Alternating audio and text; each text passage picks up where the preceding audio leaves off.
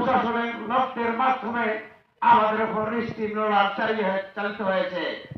যারা প্রতিবাদ করেছে, যারা আন্দোলন করতে গিয়েছে, তাদেরকে গুম খুন হত্যা করা হয়েছে এবং মিথ্যা মামলা দিয়ে আমাদের অনেককে লকআপে ভরিয়ে রাখা হয়েছিল।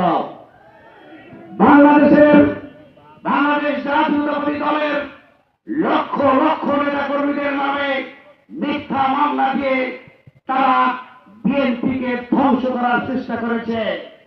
যতবার বিএনপিকে ধ্বংস করার চেষ্টা করা হয়েছে, ততবার বিএনপি ফেনিক্স পাখির মতো পুনর্জন্ম লাভ করেছে।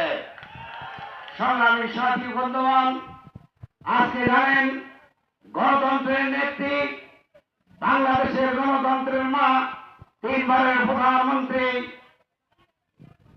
দেশনেত্রী বেগম খালেদা জিয়া গণতন্ত্রের জন্য কি সংগ্রাম করেছে।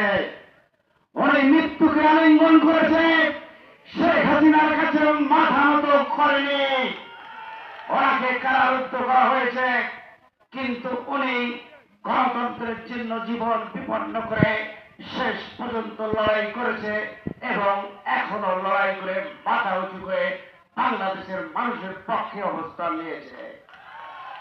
আমরা দেশনেত্রী বেগম খালেদা জিয়ার দ্রুত সুস্থতা কামনা করছি। আজকে আপনারা জানেন এই দেশে 1974 সালে দুর্ভিক্ষ হয়েছিল। যে নেতার নেতৃত্বে দুর্ভিক্ষ হয়েছিল, সেই নেতা বলেছিল 3 বছরে বাংলাদেশকে আমরা খাদ্যে স্বয়ংসম্পূর্ণতা করব।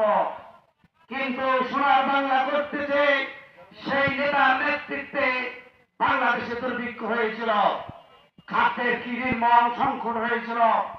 সেদিন 15 আগস্টের পরিবর্তনের পরে শহীদ প্রেসিডেন্ট জিয়াউর রহমান সেদিন বন্দী ছিলেন। সিপাহী জনতা বিপ্লবের মাধ্যমে শহীদ প্রেসিডেন্ট জিয়াউর রহমানকে সেদিন মুক্ত করে বাংলাদেশের